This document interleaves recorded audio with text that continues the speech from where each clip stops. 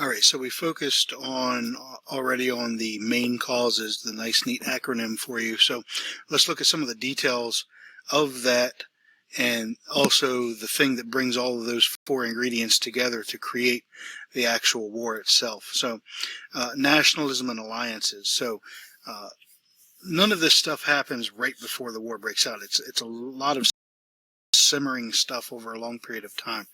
So the Triple Alliance, known as the Central Powers, you have Germany, Austria, Hungary, and Italy, who had formed an alliance all the way back in 1882. That's not too much longer. Germany had barely been a country a decade at that point in time. And notice the key word there. Each promised mutual support in the event of an attack from someone else. So if Britain attacked Germany, then Austria, Hungary, and Italy would come in and help out Germany. So you see how the alliance system works. And then, it's like in reaction to that, you see France, Britain, and Russia, an interesting alliance, coming together with the Triple Entente. And an entente means friendship or an understanding. And so they had a similar understanding that if one was attacked, then they would come in and join each other. The problem is that you had these as the main agreements, but there was an entangled web of many other secret alliances that nobody knew about. So, for example, while Italy was on Germany and Austria-Hungary side, they also had like a side deal with Russia if certain things happened. And there were so many what-ifs that dictated how this stuff would go. So you see these alliances creating such an entangled web of controversy.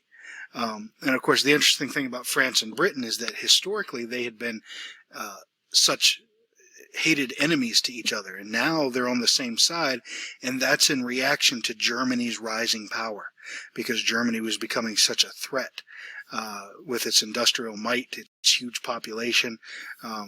They had already, of course, we know, beaten France in a war that helped Germany become unified. So this is worrisome to them. And of course, Russia is right next to Germany as well, and so they want to get in and get some kind of security as well. That's why they join in with the French and British in reaction to this. The greatest tragedy of it all, perhaps, is that the King of England, George V, the Kaiser of Germany, Wilhelm II, and the Tsar of Russia, Nicholas II, were all first cousins.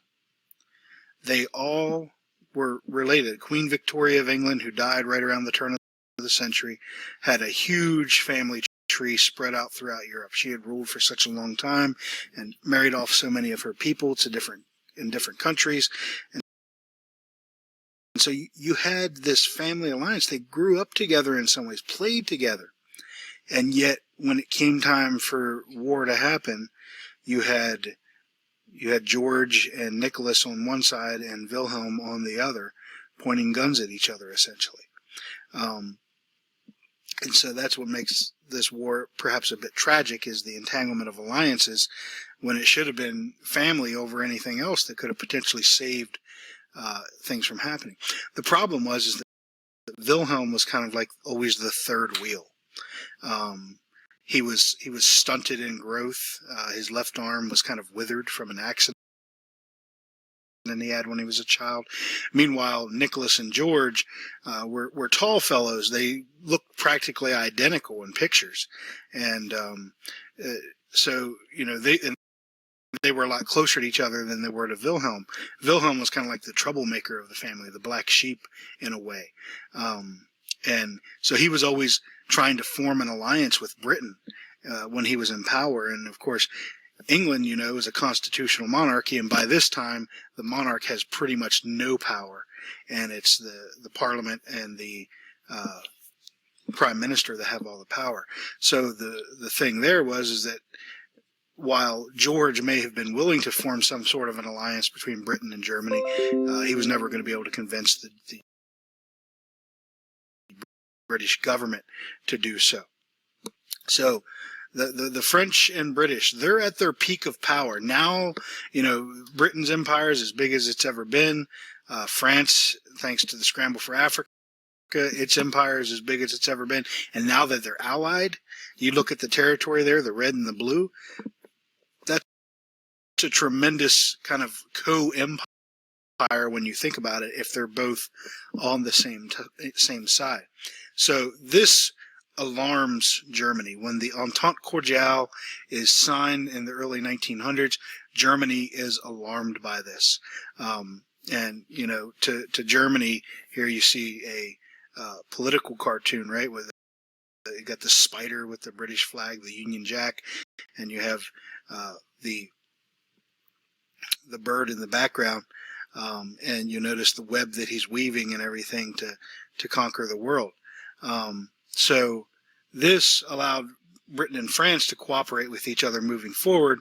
Meanwhile, you got the German eagle back here kind of looking on warily at what this is going to mean for them, that the two other major powers in Europe are ganging up on them. At least that's what Wilhelm felt about all this. So Germany is certainly jealous of England. That's a personal thing with Wilhelm and George, and that's a national thing too. Here we have another cartoon, a German cartoon expressing a sour point of view of the British-French Entente Cordiale of 1904. You see John Bull walking off with a French whore, and you have the German guy looking away like he doesn't really care, but he certainly does. And so you know, you have this relationship, this bitterness building, and this creates a problem throughout all of Europe. And then here's another cartoon regarding that alliance between the French and British. So all of those ingredients, militarism, alliances, imperialism, nationalism, they by themselves, or even all four together, nothing is going to happen as far as a war. Leading up to World War I, when it actually breaks out in 1914, there had been a lot of what we call saber rattling. The idea that, you know, you rattle your sabers, you threaten war to get something you might want diplomatically. There had been a lot of that, and there had been a lot of scares for war, but nothing was ever going to come of it. That is until one of the most famous, unfortunate events in the history of the world. The Spark, as we call it. The assassination of Archduke Franz Ferdinand of the Austro-Hungarian Empire. So, first of all, we got to have some background knowledge to understand why the assassination of one man is going to trigger a world war. So, Bosnia used to be part of Serbia. So, Bosnian Serbs feel nationalistic in the sense that they would like to be with the people who are like themselves, other Serbs. Okay. Unfortunately, Bosnia is now part of Austria-Hungary, a multi-ethnic empire. And we already learned in the last unit what happens when you have a multi-ethnic empire and the people begin to feel nationalistic. They begin to think about breaking away, forming their own nation in some instances. In the case here, the Bosnian Serbs want to become part of Serbia. And because they're mistreated in the Austro-Hungarian Empire, they're treated as second-class citizens, the movement is growing even more. So that's your background information to help this make a little sense. That's the context. Now, you take a look at this map here. The Balkans, this southeastern region of Europe, which was tremendously multi-ethnic, is known as the powder keg. Now, all of you can see the different colors here, except Jacob. Look at all these different colors. Each of these colors, each of these different colors here is a different ethnic group. So you can see how this region is so multi-ethnic despite the national boundaries that are drawn. So there is no harmony here. As nationalism gains more and more sway here, you have a lot of people unhappy with what's going on. So what you have is one man, one group of people that begin World War I, or at least trigger everything in motion.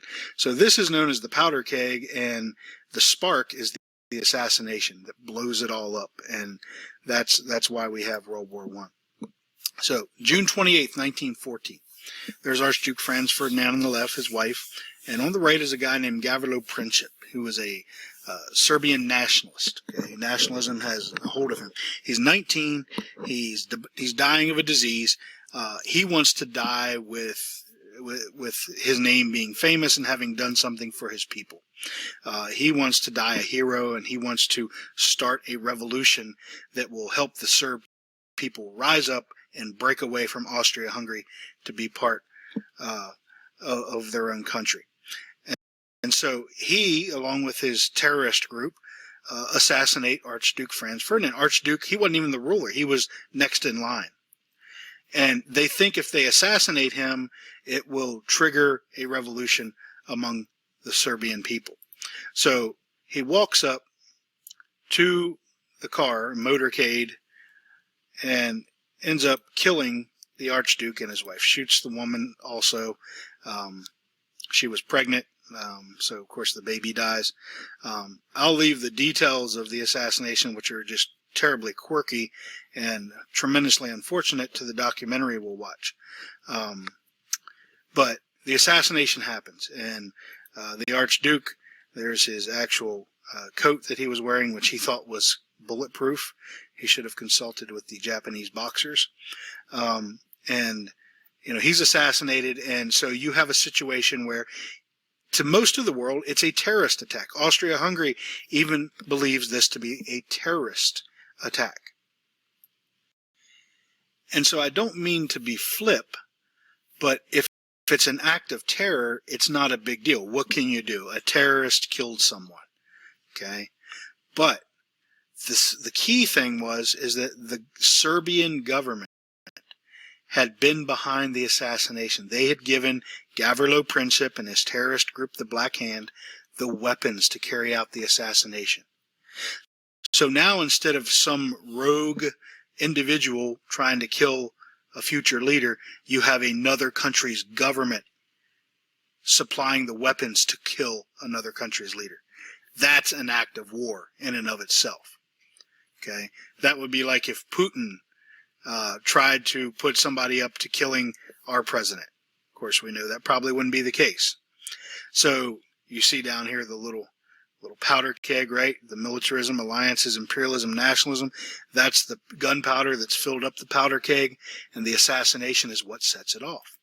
And the reason it sets it off is because you have one country angry at another country over the assassination, and the other country refuses to accept responsibility, and so this is where the alliance system kicks in.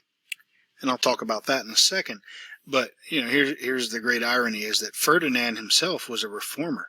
He wasn't interested in war. It was his uncle who was in charge of the Austro-Hungarian Empire who was treating other groups poorly.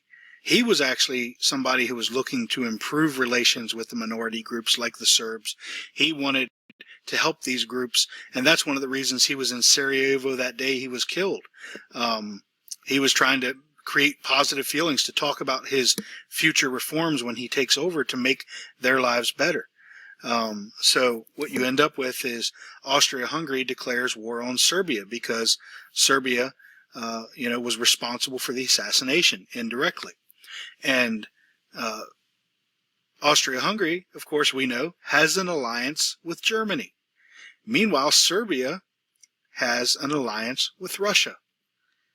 And, of course, we know Russia has an alliance with France, and France with Britain, and Germany with Italy. And so we see the alliance system kick in. And so the steps to war get triggered. The assassination happened on June 28th. A month later, after giving Serbia an ultimatum, which they knew they wouldn't meet, Austria-Hungary declares war on Serbia because Austria-Hungary went to Germany in that month's time and said, hey, Germany, hey, Kaiser Wilhelm, you got our back, right? And Germany's like, yeah, we got you. Go do what you need to do. And so they declare war on Serbia. And Russia's like, whoa, whoa, whoa. Serbia is our little friend. You're not going to do that. And so they mobilize their army just a day later. A couple days after that, Germany declares war on Russia because it's mobilizing its army, which is considered largely an act of war. And then here's where Germany gets a lot of the blame later on, as we'll see how this plays out. Germany preemptively declares war on France. France hadn't done anything yet, but Germany knew France was Russia's ally and would be drawn into the war, and so declares war on them before France does anything. Then here's the kicker. They begin to prepare to invade France, not on their border with France, but with the Belgian border. Now, I know none of you have any sympathy for Belgium after we learned about what happened there in the Congo, but Belgium was a country that was protected by previous treaties and was protected to be able to be neutral. And Belgium's just chilling, not doing anything, and Germany is going to launch its invasion of France through Belgium. So Britain, who was kind of like, I'm not sure we want to get involved in this, especially if we don't have to, says, look, if you attack Belgium, we're jumping in too. And such is the case. Meanwhile, Austria-Hungary, because Russia's declared war on Germany, jumps in, declares war on Russia, and then France and Britain declare war on Austria-Hungary because of the whole alliance system. So look at the dates, July 28th to August 12th, just 2 weeks. All the dominoes fell, and the First World War begins. So as the war plays out, you have the Triple Entente, are later called the Allies, and that's how we'll refer to them here on out. And the Triple Alliance between Austria-Hungary, Germany, and Italy are called the Central Powers for obvious reasons, because they are in the center of Europe. So the blame game begins, right? Crime of the ages, right? Back here you have peace, and you see the death of peace with the sword in her chest, and you notice everybody, pointing, who's responsible? Everybody's pointing at somebody. Most everybody's pointing at Germany. We notice Austria's